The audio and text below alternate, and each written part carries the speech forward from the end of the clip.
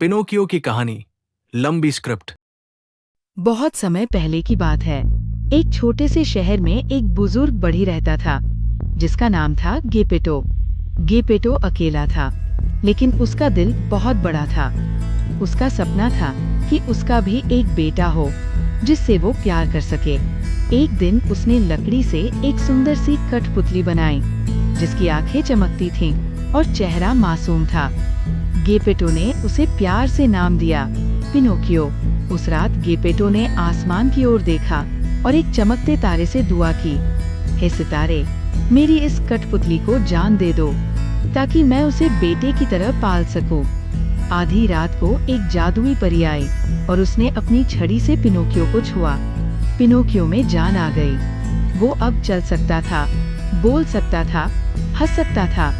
परी ने कहा, पिनोकियो, अब तुम जिंदा हो, लेकिन याद रखना, अगर तुम सच्चे, बहादुर और दयालु बनो, तो एक दिन असली इंसान बन सकते हो। अगली सुबह गेपेटो की आंखें खुली और पिनोकियो ने कहा, पापा। गेपेटो की खुशी का ठिकाना नहीं रहा। उसने पिनोकियो को गले लगाया और कहा, अब मैं अकेला नहीं रहा। गेपेटो ने उसे स्कूल भेजने का फैसला किया, ताकि वो अच्छा इंसान बन सके। लेकिन स्कूल जाते समय पिनोकियो रास्ते में रुक गया। वहाँ उसे दो चालाक लोग मिले, लोमड़ी और बिल्ली। उन्होंने उसे लालच दिया, स्कूल छोड़ो, चलो हमारे साथ, मजा आएगा, पैसे भी मिलेंगे। मासूम पिनोकियो उनकी बातों में आ गया और उनके साथ चला गया। वो उसे एक सर्कस में ले गए, जहाँ एक लालची आदमी ने उसे बंदी बना लिया। उसने कहा, तू नाच सकता है, तो अब हर रात शो करेगा और मैं पैसे कमाऊंगा। पिनोकियो ने झूठ बोलने की कोशिश की, मैं बीमार हूँ, घर जाना है। लेकिन तभी उसकी नाक लंबी हो गई। परी फिर से आई और बोली, झूठ बोलोगे तो तुम्हारी नाक हर बार लंबी होगी। पिनोकियो रो पड़ा, माफ कर दो, मुझे घर जाना है। परी ने उसकी सच्चाई और पछतावे को देखा और उसे आजाद कर दिया। पिनोकियो सीधा अपने पापा गेपेटो को ढूंढने निकला, लेकिन तब तक गेपेटो उसे ढूंढते हुए समंदर में चला गया था।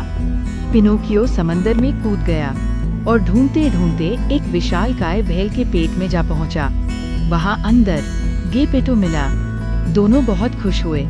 पिनोकियो ने कहा, पापा, मैं आपको अकेला नहीं छोड़ूंगा, चलिए बाहर निकलते हैं। उसने अपनी होशियारी से एक योजना बनाई और दोनों ने मछली के पेट से बाहर निकलकर तैरते हुए किनारे तक पहुंचा। परी ने देखा कि अब पिनोकियो बदल चुका है। अब वो बहादुर है, सच्चा है और सबसे बढ़कर दयालु है।